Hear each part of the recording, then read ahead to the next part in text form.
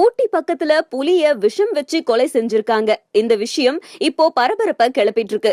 விஷம் வச்சது யாரு அப்படின்னு போலீசார் விசாரிச்சுட்டு வராங்க. கூடலூர் பக்கத்துல புலியால தாக்கப்பட்டு தேயிலை தோட்ட தொழிலாளி இறந்துட்டாரு.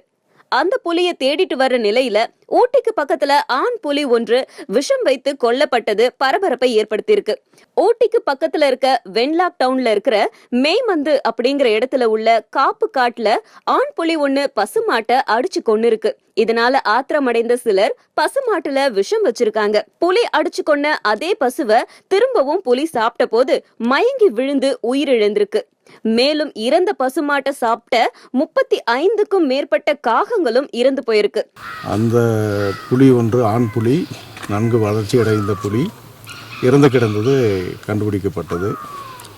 அந்த சுற்றுப்பகுதியில் தேடி பார்க்கும் பொழுது ஒரு மாடின் பழைய சடலம் ஒன்று இருப்பதும் அதை சுற்றி காகங்கள் இறந்து கிடப்பதும் கண்டுபிடிக்கப்பட்டது. அதனால் ஒருவேளை இது அந்த மாட்டில் தடவப்பட்டிருந்த விஷத்தினால் இறந்திருக்கலாம் என்று சந்தேகிக்கிறோம். இன்று மருத்துவர்கள் வந்து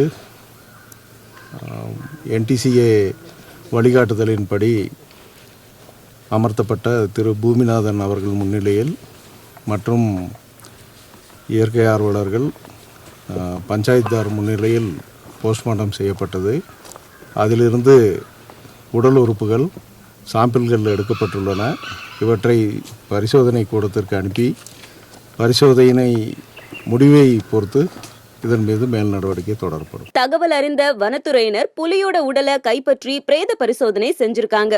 புலியோடைய உடலை தகனமும் செஞ்சிருக்காங்க. அது மட்டும் இல்லாம புலிய விஷம் வச்சு கொன்னது யாரு அப்படின்னு விசாரணை செஞ்சுட்டு இருக்காங்க.